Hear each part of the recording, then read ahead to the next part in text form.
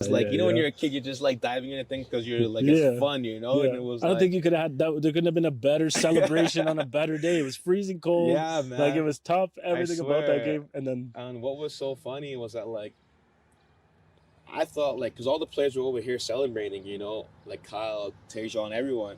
And I was just, like, here, so maybe, like, 10, 15 minutes from them. I didn't think I was going to be on camera, because I it's thought right in everybody was front. focused on Yeah. the celebration. And Yeah. I get back into the locker room after, and I always, like, call my girlfriend or speak to my parents, text them.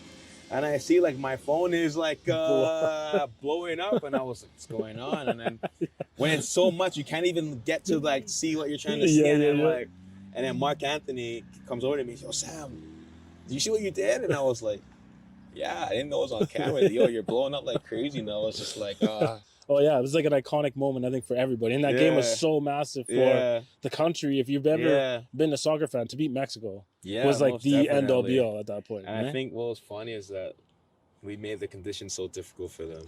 Yeah, Like they came to yeah, Alberta from Mexico and like minus 15 yeah, on turf in front of 60,000. There's yeah. no Oh Mexicans yeah. standing out there in that cold weather, No, no. and we could already tell before the game that they didn't want to play. I think like I loved the World Cup, but I think I loved even more the whole qualification campaign because it was like the World Cup was more the icing on the cake. Yeah, That's yeah, just yeah, that's a dream. You know what I yeah, mean? But the actual whole process of getting there and like going to Panama or like playing in against the U.S. in Nashville, it's like yeah. Well, look, like from that doc, you yeah, guys like the man, brotherhood that was built between the yeah, camaraderie and the team was what yeah, helped you guys get to that yeah. level, And almost, people right? like people think we throw the term brotherhood around, but Yeah, no. that's truly Yeah, how we 100%. feel, and like some of my Yeah, best friends are like players on the national team. People like Richie Larea, Mark yeah, yeah, yeah, Anthony, yeah, like yeah. Atiba is like my I don't even call him like my You just call him friend. uncle. I call him I call him OG actually. Yeah, I say anytime OG, he's almost on uncle OG. status now. If he gets up, if we're sitting down on the table and he wants to go leave, I will stand up so he can like, then I'll sit back Yeah, down yeah. again because that guy is like an important person in my life, man. Especially during the earthquake and things of that nature. And Really, eh? like, even when I first joined the men's program, like he Because was like, he was in Turkey yeah, as he was well in for it, Turkey, right? man. Like, luckily Istanbul didn't feel the earthquake, but where I was living, they felt it. But after everything, when I was able to leave, like I stayed with his family for a week, and they Oh, took did you? me in, and like his wife, his 3 boys, their 2 dogs. Like it was Nice. really like it was a family I needed at that time. You know Yeah, what I mean? yeah. Because everything was so devastating and so difficult That's gotta be tough emotionally. to get hit with something like that, being so far away Yeah, from man, it family or was. anybody. Yeah, and Really. like I just remember like my parents being so worried. But because the situation was so stressful, I could only speak to them so quickly. I just called them and said, "Look, I'm fine. Yeah, My yeah, body's yeah, fine. Nothing happened to yeah, me. Like my house is like destroyed, but I have my personal stuff. Don't worry." yeah, Like, yeah, and then I just left them for like a couple hours. yeah, But like, I think in that time they were also stressing out. But because everything that was going on around me was so crazy, just yeah. things that you couldn't imagine, like buildings just down, houses on fire, just all that stuff. It was just like I was in such a state of shock, and it affected me for like 3 4 months after for the rest of the season because Yeah. like I joined Galatasaray right after, but like I wasn't mentally over from the earthquake, because I went from playing to being in something so crazy to joining the biggest team in the country, Yeah, it's like a and whirlwind you know what I almost. mean, and Yeah, then also with that pressure to win the league, I haven't won it in a while, and I went straight into the first 11, so it was such a whirlwind of emotions yeah, and like things of that nature that I wasn't like I wasn't in the right space of mind mentally to really fully dive into it because I hadn't fully recovered from the earthquake. I'm not talking about like physically, but just more like psychologically because some of that's the a tough things you see battle, you crazy. mentally, right? Yeah, That's where people like, I'm out, I can't do this anymore. Because But yeah, especially like exactly. But to like stay with it is like I crazy. wouldn't regret ever going to Galatasaray. It was the best thing that ever happened to me. It was such a Yeah, big club, like yeah,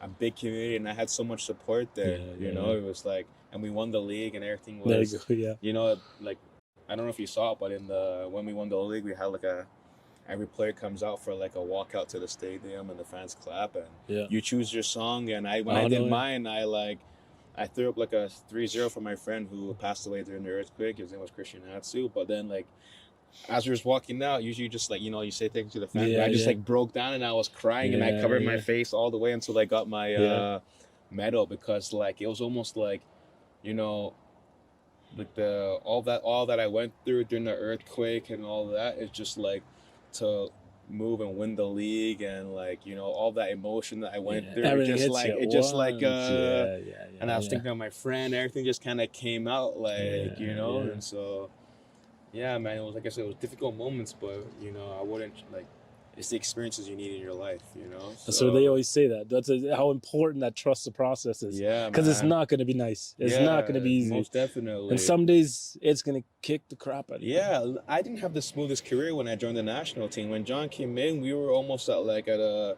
weren't speaking to each other so much, you know. I wasn't, his first camps, I wasn't getting selected. I was coming, I wasn't playing. I was coming, you know, I wasn't playing, and like, it was a hurdle to finally become a regular player for the national team. And like, honestly, I wouldn't have it any other way, because it made me enjoy playing for the team that much more because of how hard I worked to finally become a regular player. And now it's like, now I have 41 caps and I'm like 9 away from 50, you know. And like, when John came in, I was at like 15 or something, you know. So as much as I wasn't playing, I really like progressed with his help as well, you know.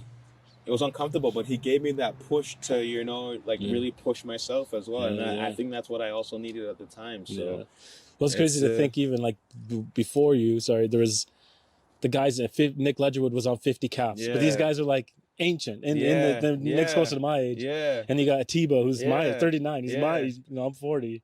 And then like Junior had a lot of games and stuff, but that was it. Like there wasn't a lot of guys that had 20 plus games. And now there's like there's this pedigree that's building now. Yeah, exactly. And I think also with like the qualification games and getting to the World Cup, that's a lot of football matches, you know. But it's like, I never thought I'd get like 40 caps for Canada. You know, I never thought I'd play for Canada. You know, I didn't get a passport until I was like 20 years old. You know, I never thought of it. And just looking back now, like, my brother's one who always reminds me to look at like what you've done. You know, you won the league with Galatasaray, you play in the World Cup, you play for your national team. Like, all the footballers in Calgary love you. They know who you are. It's like you represent so much more than what you think, you know. And that every time he says that, it always reminds me to just like, you know, remember all that during like the struggles, during the injuries, during the times you don't play well. You know that it's much more than what you believe that it is. You know?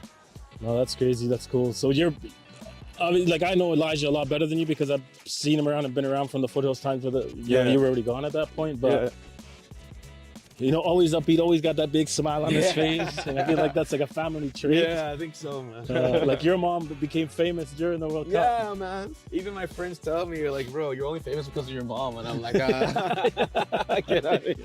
Get out of here. I told her at one point, Mom, I gotta stay off Twitter for a little bit. Sometimes I used to get annoyed because it was so much and so loud when you're young and you don't appreciate it.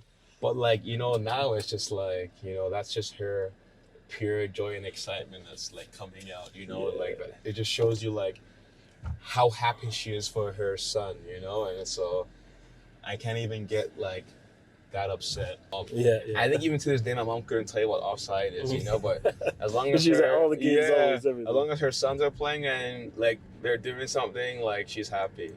Like, even when we played against the US in Hamilton and I scored, you know, she was like, I didn't know you were allowed to score. That's what she said to me. Yeah, I'm a defender. She's like, I didn't know you can score like that. I was like, that's the second time I scored in my career, but like, it shows you like how how little she knows, but how happy she was, you know. She was like, I thought she would be even more like happy, but she was just in shock. She's like, I didn't know you were allowed to score. And she's like, oh my God, I can't believe it, you know. That goal was huge too, though. Man, it's like, I think the whole country went nuts when you scored that goal. Yeah, man, it was definitely the best like moment in my career. And what people don't understand is, can I go? Yeah, just the far right. What people don't realize is, like, I told my brother before the game, like the night before, I would speak to him on the phone. I said, yo, if I'm gonna score tomorrow, I'm gonna run to the corner and do like this meditation celebration, man. And then like, in the game, it was like the last minute when I took the ball and went down the pitch and scored, and I immediately thought of my brother, like, and I did the pose, and like it went viral, and like, obviously, like, it was a big moment for Canada soccer because it was like almost that realization is like, damn, we're going to the World Cup. And I think that was like, as a fan, for me, that was that we're there. And it was cool because it's a big game. It was an important moment for the country, and like, as a as a soccer player, as any athlete, that's like things you want to be involved in. You want to be there in those big moments. You know what I mean? Yeah, you want to be the player that made that. You know, and you go down in history. People will always remember. You know, and like by far, it was the best moment of my career because like it was just accumulation of all the sweat, the blood, the tears, like the eagerness to do well, the desire to win. You know, and like. But also with the support of the country watching and like the highest, like, you know, stakes of them all, it's like, you know, like it's things you kind of like dream of, you know. Yeah. I feel like your celebration pretty embodies who you are a lot. When like, what was the thought behind that? Why the meditation? Yeah, man, I don't know, because like I used to get like, I guess very stressed out, and like I'm also very like my family is very religious, you know, so my parents, they're always like praying for me and stuff, and like. I just remember like reading a book, I think it was called like Mindfulness by like George Mumford or something, and he was just talking about like how meditation can like help like professional athletes, and he worked with Kobe Bryant and Michael Jordan, and I would watch a lot of like YouTube videos, and I'd see like, you know, Conor McGregor would do like something similar, or Floyd Mayweather. So I started like trying it, and I would notice that it would help me like calm down and just like, you know, be more focused, and like, but also a bit like just more like, you know, at peace, you know what I mean? Instead of getting, because, you know, sometimes when you're playing in front of like 60, 70,000, you feel that energy, and you get overly excited, and maybe sometimes you want to do too much. So when I started doing that, I just felt more relaxed and just enjoyed the game more when I was playing, you know? And so that's why I told my brother I would do it, because like at that point in the national team, I was having so much fun.